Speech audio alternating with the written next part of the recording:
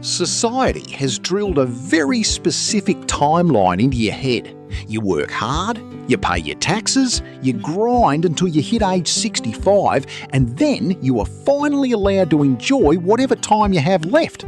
That conventional wisdom is completely backwards. It is a system designed to keep you on the treadmill, generating tax revenue for the government. Today, I am making the mathematical and biological case for retiring at 55.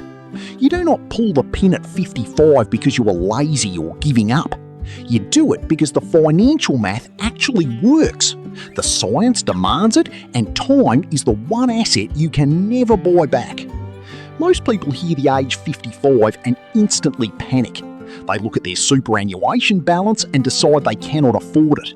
They anchor their entire financial future to a flawed equation. Let us break down exactly why your retirement strategy is wrong and how you can buy back 10 years of your life. The biggest roadblock keeping Australians chained to their desks in their late 50s is the 4% rule. Financial planners love this rule. The equation states that you need to save exactly 25 times your annual spending amount. This supposedly allows you to withdraw 4% from your portfolio every single year without ever going broke. Let us look at the brutal math. If you want to spend $50,000 a year in retirement, the 4% rule says you need $1.25 million in super. If you want to spend $100,000 a year, you need $2.5 million. When the average 55-year-old Australian looks at those numbers, they feel physically sick. They assume they have to keep doing hard yakka for another decade just to survive. But historical research proves this widely accepted rule is actually incorrect. A prominent financial researcher named Michael Kitces recently audited the 4% rule. He ran decades of historical stock market data to see what actually happened to retirees who strictly followed the 4% withdrawal rate. The results were completely the opposite of what the finance industry tells you. 2/3 of the retirees who followed the 4% rule did not just survive, they actually doubled their initial principal over their retirement. Half of them ended up with nearly 3 times their starting balance. They died with far more money than they started with. The 4% rule was never designed to be a target. It was designed as an absolute worst-case scenario survival floor. It assumed you retired the day before a massive global financial crisis. The data shows that the vast majority of retirees end up with such a massive financial buffer that they actually need to spend more money, not less.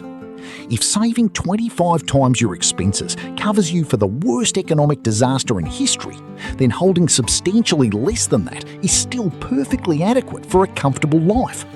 You are likely oversaving for a disaster that will never happen, sacrificing your healthy years in the process.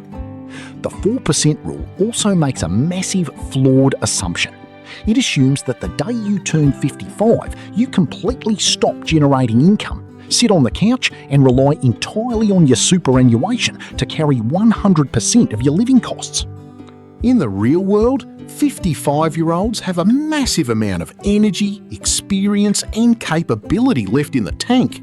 Retiring at 55 simply means you want total control over your time. It does not mean you have nothing left to give. Early retirees rarely stay idle. Because their health is still good, they almost always end up generating some form of income. This is where phased retirement becomes your ultimate cheat code. It is not an all-or-nothing game.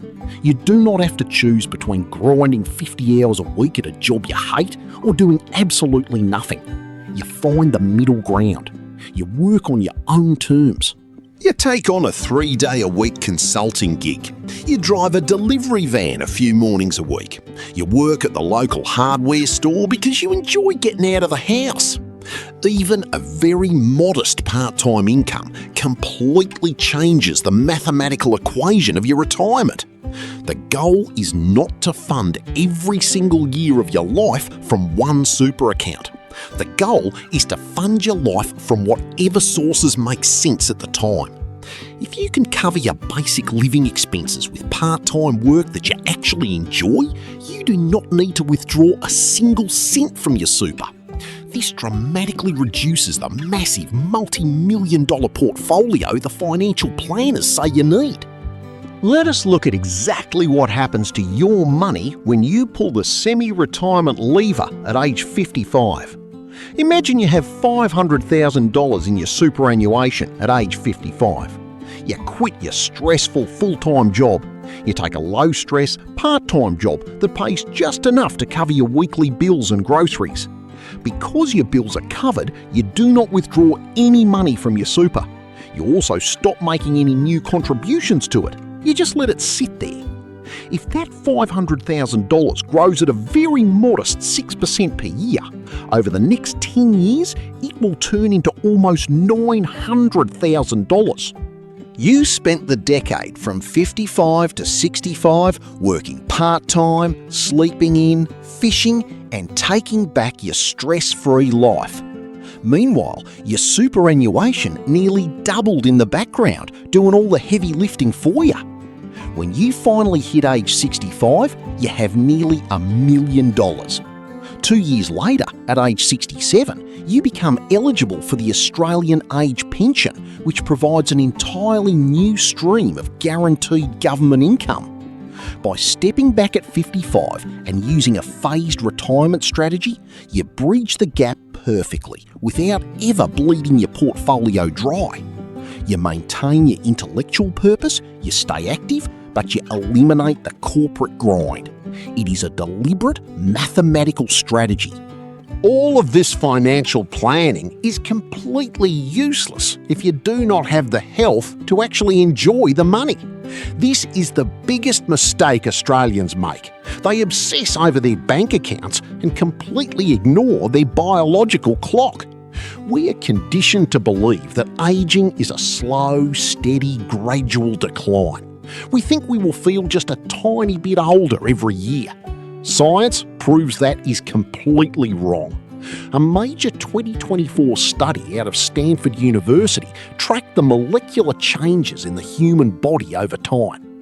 They discovered that human beings do not age gradually. Instead, we hit massive biological cliffs where our bodies rapidly break down. The data showed 2 major periods of sudden, accelerated ageing. The first cliff hits around age 44.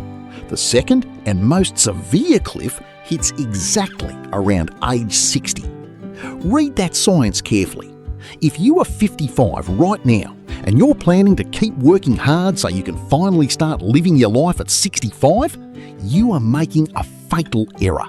That second massive biological cliff is sitting right on your horizon at age 60. The absolute healthiest, most mobile and most active years you have left are happening right now. These are the years you can still hike up a mountain. These are the years you can travel comfortably on long flights. These are the years you have the physical energy to crawl around on the floor with your grandkids. Those prime physical years happen before you hit 60.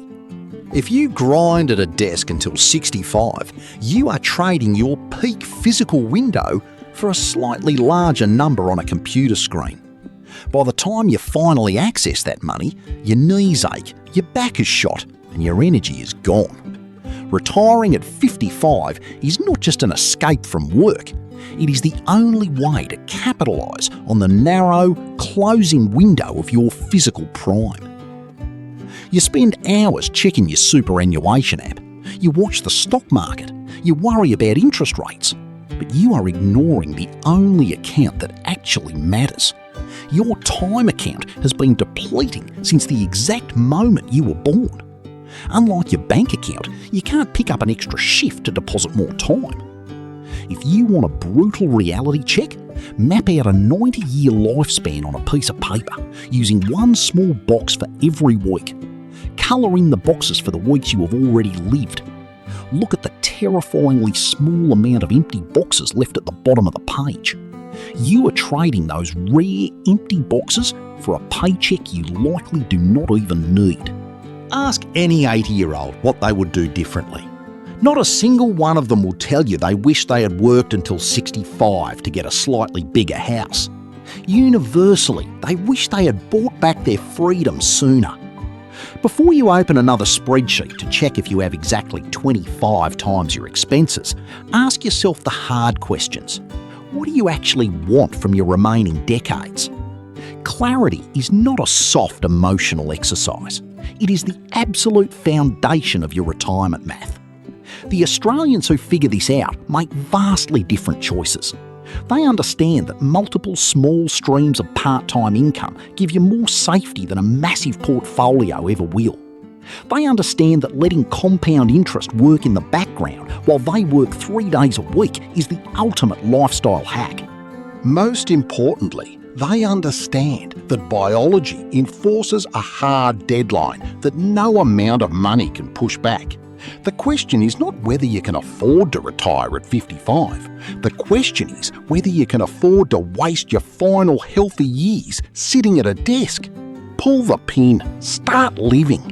If this reality check hit home for you, drop a comment below. Are you planning to step back early, or are you already working part-time? I want to hear your strategy. Hit the like button and I will see you in the next one.